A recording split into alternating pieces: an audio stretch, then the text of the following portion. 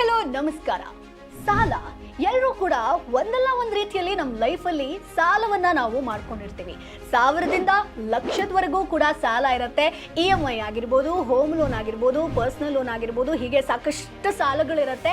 ಆದರೆ ನಮ್ಗೆಲ್ರಿಗೂ ಕೂಡ ಒಂದು ಪರ್ಸನಲ್ ಎಕ್ಸ್ಪೀರಿಯನ್ಸ್ ಆಗಿರುತ್ತೆ. ಅದೇನಪ್ಪ ಅಂತಂದ್ರೆ, ನಾವು ಬ್ಯಾಂಕಿಗೆ ಹೋದಂಥ ಸಂದರ್ಭದಲ್ಲಿ ಬ್ಯಾಂಕ್ ಮ್ಯಾನೇಜರ್ ಆಗಿರ್ಬೋದು, ಬ್ಯಾಂಕ್ ಏಜೆಂಟ್ಗಳಾಗಿರ್ಬೋದು ಒಂದು ಪ್ರಶ್ನೆಯನ್ನ ನಿಮ್ಮ ಹತ್ರ ಕೇಳ್ತಾರೆ.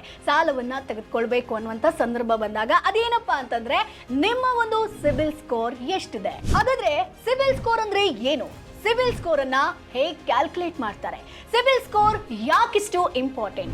ಸಿಬಿಲ್ ಸ್ಕೋರ್ ಅನ್ನ ಇಂಪ್ರೂವ್ ಮಾಡ್ಕೊಳ್ಬೇಕು ಅಂತಂದ್ರೆ ಹೇಗೆ ಇಂಪ್ರೂವ್ ಮಾಡ್ಕೊಳ್ಳೋದು? ಇವೆಲ್ಲದ್ರ ಬಗ್ಗೆ ಈ ಒಂದು ವಿಡಿಯೋದಲ್ಲಿ ತಿಳಿಸ್ಕೊಡ್ತೀನಿ. ಈ ವಿಡಿಯೋವನ್ನ ಕೊನೆ ತನಕ ಮಿಸ್ ಮಾಡದೆ ನೋಡಿ. ಹಾಯ್ ಹಲೋ ನಮಸ್ಕಾರ, welcome to freedom money Kannada YouTube channel. ನಾನು ಚೈತ್ರ. ಹಾಗಾದ್ರೆ ಮೊದಲನೇದಾಗಿ ಸಿಬಿಲ್ ಸ್ಕೋರ್ ಅಂದ್ರೆ ಏನು ಅನ್ನೋದನ್ನ ಹೇಳ್ತೀನಿ. ಸಿಬಿಲ್ ಸ್ಕೋರ್ ಅಂದ್ರೆ ಮತ್ತೇನು ಅಲ್ಲ, ಸಿಂಪಲ್. ನಿಮ್ಗೆ ಯಾವ ರೀತಿಯಾಗಿ ಮಾರ್ಕ್ಸ್ ಕಾರ್ಡ್ ಇತ್ತೋ ಅದೇ ರೀತಿ, ಅಂದ್ರೆ ಸ್ಕೂಲ್ ಟೈಮಲ್ಲಿ ಹೆಂಗೆ ನಮ್ಗೆ ಮಾರ್ಕ್ಸ್ ಕಾರ್ಡ್ ಇರುತ್ತೋ ಅದೇ ರೀತಿ ಫಿನಾನ್ಸ್ ಅಂತ ಬಂದಾಗ, ನಿಮ್ಮ ಲೈಫ್ ಅಂತ ಬಂದಾಗ ಮನಿ ಮಾರ್ಕ್ಸ್ ಕಾರ್ಡ್ ಇದ್ದಂಗೆ ಈ ಒಂದು ಸಿಬಿಲ್ ಸ್ಕೋರ್. ಸೊ ನೀವು ಪ್ರೈವೇಟ್ ಬ್ಯಾಂಕ್ ಆಗಿರ್ಬೋದು ಅಥವಾ ನ್ಯಾಷನಲೈಸ್ಡ್ ಬ್ಯಾಂಕಿಗೆ ಹೋದಾಗ ನಿಮ್ದು ಮುಖ್ಯವಾಗಿ ಕನ್ಸಿಡರ್ ಮಾಡುವಂಥದ್ದು, ಅಂದ್ರೆ ಲೋನ್ ತಗೋಬೇಕು ಅನ್ನುವಂಥ ಸಂದರ್ಭ ಬಂದಾಗ ಮುಖ್ಯವಾಗಿ ಕನ್ಸಿಡರ್ ಮಾಡೋದೇ ಇದೇ ಸಿಬಿಲ್ ಸ್ಕೋರ್. ಹಾಗಾದ್ರೆ ಸಿಬಿಲ್ ಸ್ಕೋರ್ ಅನ್ನ ಹೇಗೆ ಕ್ಯಾಲ್ಕುಲೇಟ್ ಮಾಡ್ತಾರೆ ಅದನ್ನ ಕೂಡ ಹೇಳ್ತೀನಿ. ಸೊ ಫಾರ್ ಎಕ್ಸಾಂಪಲ್, 300ರಿಂದ 550 ನಿಮ್ಮ ಸಿಬಿಲ್ ಸ್ಕೋರ್ ಇತ್ತು ಅಂತಂದ್ರೆ ಅದು ಪೂವರ್ ಅಂತ ಕನ್ಸಿಡರ್ ಮಾಡ್ತಾರೆ. ಇಲ್ಲಿ ನಿಮ್ಗೆ ಲೋನ್ ಸಿಗೋದಿಲ್ಲ. ಅದೇ ನಿಮ್ಗೆ 550ರಿಂದ 650 ಸಿಬಿಲ್ ಸ್ಕೋರ್ ಇತ್ತು ಅಂತಂದ್ರೆ ಅದು ಆವರೇಜ್, ಅಂದ್ರೆ ಸ್ವಲ್ಪ ನೋಡ್ಕೊಂಡು ನಿಮ್ಗೆ ಲೋನ್ ಕೊಡುವಂಥದ್ದು. ಇನ್ನು 650ರಿಂದ ಇನ್ ಕೇಸ್ 750 ತನಕ ನಿಮ್ಗೆ ಸಿಬಿಲ್ ಸ್ಕೋರ್ ಇತ್ತು ಅಂತಂದ್ರೆ ಗುಡ್ ಅಂತ ಕನ್ಸಿಡರ್ ಮಾಡ್ತಾರೆ. ಅಂದ್ರೆ ಇಲ್ಲಿ ನಿಮ್ಗೆ ಲೋನ್ ಸಿಗುವಂತ ಸಾಧ್ಯತೆ ಹೆಚ್ಚಿರುತ್ತೆ. ಅಷ್ಟೇ ಅಲ್ಲ, 750ರಿಂದ 900 ತನಕ ಸಿಬಿಲ್ ಸ್ಕೋರ್ ಇನ್ ಕೇಸ್ ಇತ್ತು ಅಂತಂದ್ರೆ ನೀವು ಈಸಿಯಾಗಿ ಲೋನ್ ಅನ್ನ ಪಡ್ಕೊಳ್ಬಹುದು, ಅಂದ್ರೆ ಎಕ್ಸಲೆಂಟ್. ಸೊ 300 ಅಂತ ಬಂದ್ರೆ ಪುವರ್, ಇಲ್ಲಿ ನಿಮ್ಗೆ ಸಿಗೋದಿಲ್ಲ ಯಾವುದೇ ಲೋನ್. ಅದೇ 900 ಇತ್ತು ಅಂತಂದ್ರೆ ಎಕ್ಸಲೆಂಟ್, ನಿಮ್ಗೆ ಲೋನ್ ಸಿಗುತ್ತೆ. ಸೊ ಈ ಒಂದು ಸಿಬಿಲ್ ಸ್ಕೋರ್ ಇರುವಂತದ್ದೇ 300ರಿಂದ 900 ಒಳಗಡೆ ಮಾತ್ರ. ಸೊ ಸ್ನೇಹಿತರೆ, ನಾನು ಹೇಳ್ದೆ ಈ ಒಂದು ಕ್ರೆಡಿಟ್ ಸ್ಕೋರ್ ಅಂತಂದ್ರೆ ನಮ್ಗೆ ಮಾರ್ಕ್ಸ್ ಕಾರ್ಡ್ ಇದ್ದಂಗೆ ಅಂತ. ಆದ್ರೆ ಮಾರ್ಕ್ಸ್ ಕೊಡೋರು ಯಾರು? ಇದೇ ಸಿಬಿಲ್, ಅಂದ್ರೆ credit information bureau India limited. ಇದು 2000ರಲ್ಲಿ ಸ್ಥಾಪನೆ ಆಗಿರುವಂತದ್ದು. ಸೊ ಇದು ಪ್ರೈವೇಟ್ ಆರ್ಗನೈಸೇಷನ್ ಆಗಿದ್ರೂ ಕೂಡ ಗವರ್ಮೆಂಟ್ ಲೈಸೆನ್ಸ್ ಅನ್ನ ಕೊಟ್ಟಿರುತ್ತೆ. ಜೊತೆಗೆ RBI ಇದನ್ನ ಮಾನಿಟರ್ ಮಾಡ್ತಾ ಇರುತ್ತೆ. ಅಂದ್ರೆ ಈ ಒಂದು ಸಿಬಿಲ್ ಯಾವ ಆಕ್ಟ್ ಮೇಲೆ ವರ್ಕ್ ಮಾಡುತ್ತೆ ಅಂತಂದ್ರೆ, ಮೊದಲನೇದಾಗಿ the credit information regulation act 2005, ಎರಡನೇದಾಗಿ the credit information companies regulation and rules 2006. So CIBIL ಮಾತ್ರ ಅಲ್ಲ, ಸೊ ನಮ್ಮ ದೇಶದಲ್ಲಿ ನಮ್ಮ ಬ್ಯಾಂಕ್ ನ ಯಾವುದೇ ಒಂದು ಡಾಟಾ ಆಗಿರ್ಬೋದು ಅಥವಾ ಕ್ರೆಡಿಟ್ ಸ್ಕೋರ್ ಆಗಿರ್ಬೋದು, ನಾವು ಮನಿ ಟ್ರಾನ್ಸಾಕ್ಷನ್ ಏನೇನ್ ಮಾಡ್ತೀವೋ ಅದೆಲ್ಲವನ್ನ ಕೂಡ ಕ್ಯಾಲ್ಕುಲೇಟ್ ಮಾಡುವಂತ ಇನ್ನೂ 3 ಸಂಸ್ಥೆಗಳು ನಮ್ಮ ಭಾರತದಲ್ಲಿದೆ. ಅದ್ಯಾವ್ದಪ್ಪ ಅಂತಂದ್ರೆ, ಒಂದು ಎಕ್ಸ್ಪೀರಿಯನ್, ಇನ್ನೊಂದು ಇಕ್ವಿಫ್ಯಾಕ್ಸ್, ಹಾಗೆ CRIF. ಈ 3 ಸಂಸ್ಥೆಗಳು ನಮ್ಮ ಎಲ್ಲ ಡಾಟಾವನ್ನ ಕೂಡ ಮಾನಿಟರ್ ಮಾಡ್ತಾ ಇರುತ್ತೆ. ಹಾಗಾದ್ರೆ ಸಿಬಿಲ್ ಸ್ಕೋರ್ಗೆ ಯಾಕಿಷ್ಟು ಇಂಪಾರ್ಟೆಂಟ್ ಕೊಡ್ತಾರೆ, ಅದರ ಮಹತ್ವ ಏನು ಅಂತ ನೋಡೋದಾದ್ರೆ, ಅದು ಮತ್ತೇನು ಅಲ್ಲ, ನಿಮ್ಮ ಹಿಸ್ಟ್ರಿಯನ್ನ ಹೇಳುತ್ತೆ. ನೀವು ಬ್ಯಾಂಕಿಗೆ ಹೋಗಿ ಸಾಲವನ್ನ ತಗೋಬೇಕು ಅನ್ನುವಂತ ಸಂದರ್ಭದಲ್ಲಿ ಮುಖ್ಯವಾಗಿ ನಿಮ್ಮದು ಚೆಕ್ ಮಾಡುವಂಥದ್ದೇ ನಿಮ್ಮ ಹಿಸ್ಟ್ರಿ.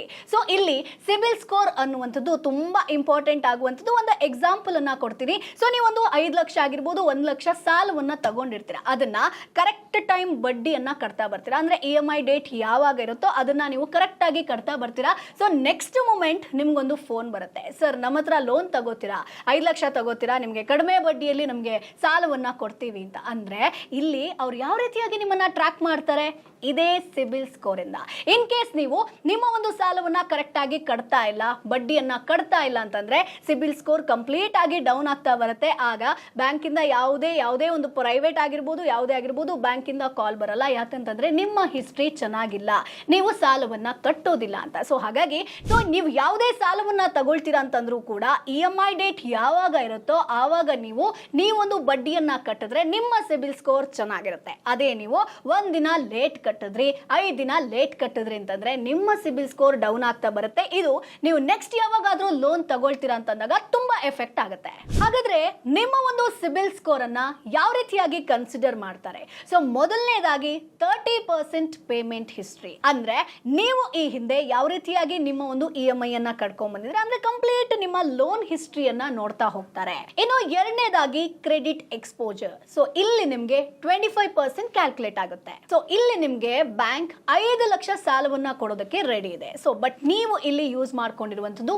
3 ಲಕ್ಷ ಅಂತ ಅನ್ಕೊಳ್ಳಿ. ಅಂದ್ರೆ 2 ಲಕ್ಷ ಬ್ಯಾಲೆನ್ಸ್ ಇದೆ. ಅಂದ್ರೆ ನೀವಿಲ್ಲಿ ಫಿನಾನ್ಷಿಯಲಿ ಕರೆಕ್ಟ್ ಆಗಿ ಹ್ಯಾಂಡಲ್ ಮಾಡ್ತಾ ಇದ್ದೀರಾ. ಹಾಗಾಗಿ ಬ್ಯಾಂಕ್ ನಿಮ್ಗೆ ಮತ್ತೊಮ್ಮೆ ಸಾಲ ಕೊಡೋದಕ್ಕೆ ರೆಡಿ ಇರುತ್ತೆ. ಸೊ ನೀವು 3 ಲಕ್ಷ ಏನ್ ಸಾಲ ತಗೊಂಡಿರ್ತೀರೋ ಅದನ್ನ ನೀವು ಕರೆಕ್ಟ್ ಆಗಿ ಪೇಮೆಂಟ್ ಅನ್ನ ಮಾಡ್ಕೊಂಡು ಬರ್ತಾ ಇರ್ತೀರಾ. ಅದರಲ್ಲಿ 2 ಲಕ್ಷ ಇನ್ನೂ ಬ್ಯಾಲೆನ್ಸ್ ಇದೆ ಅಂತಂದಾಗ ನೆಕ್ಸ್ಟ್ ಇವರಿಗೆ ಸಾಲ ನಾವು ಕೊಡಬಹುದು. ಇವರಿಗೆ ಸಾಲವನ್ನ ಮರುಪಾವತಿಸುವಂತ ಕೆಪಾಸಿಟಿ ಇದೆ ಅನ್ನುವಂಥದ್ದನ್ನ ಆ ಹಿಸ್ಟ್ರಿಯನ್ನ ಕೂಡ ನಿಮ್ಮ ನೆಕ್ಸ್ಟ್ ಸಾಲದಲ್ಲಿ ಕನ್ಸಿಡರ್ ಮಾಡ್ತಾರೆ. ಇನ್ನು ಮೂರನೇದಾಗಿ ವಿಚ್ ಲೋನ್ ಜೊತೆಗೆ ಟೆನ್ಯೂರ್ ಪೀರಿಯಡ್ 25% ಕ್ಯಾಲ್ಕುಲೇಟ್ ಆಗುತ್ತೆ. ನೀವು ಯಾವ ಸಾಲವನ್ನ ತಗೊಂಡಿದ್ದೀರಾ, ಹೋಮ್ ಲೋನು, ಎಜುಕೇಶನ್ ಲೋನು ಅಥವಾ ಪರ್ಸನಲ್ ಲೋನು, ಹೀಗೆ ಯಾವ ಲೋನ್ ಅನ್ನ ನೀವು ತಗೊಂಡಿದ್ದೀರಾ, ಯಾವ ರೀತಿಯಾಗಿ ಅದನ್ನ ಹ್ಯಾಂಡಲ್ ಮಾಡಿದ್ರಾ, ಜೊತೆಗೆ ಎಷ್ಟು ವರ್ಷಕ್ಕೆ ತಗೊಂಡಿದ್ದೀರಾ, 5 ವರ್ಷಕ್ಕೆ ತಗೊಂಡಿದ್ದೀರಾ, 10 ವರ್ಷಕ್ಕೆ ತಗೊಂಡಿದ್ದೀರಾ, ಆ ಒಂದು 5 ವರ್ಷ ಅಂದ್ರೂ ಕೂಡ ನೀವು ಯಾವ ರೀತಿಯಾಗಿ ಅದನ್ನ ಮರುಪಾವತಿಸಿದ್ದೀರಾ ಅದನ್ನ ಕೂಡ ಇಲ್ಲಿ ಕನ್ಸಿಡರ್ ಮಾಡುತ್ತೆ. ಜೊತೆಗೆ ಟೋಟಲ್ ಆಗಿ ಇಲ್ಲಿ ಏನ್ ನೋಡ್ತಾರಂತಂದ್ರೆ ನೀವು ಸಾಲವನ್ನ ಯಾವ ರೀತಿಯಾಗಿ ಹ್ಯಾಂಡಲ್ ಮಾಡಿದ್ದೀರಾ ಅನ್ನುವಂತ ಹಿಸ್ಟ್ರಿಯನ್ನ ಕೂಡ ಇಲ್ಲಿ ಕ್ಯಾಲ್ಕುಲೇಟ್ ಮಾಡ್ತಾರೆ.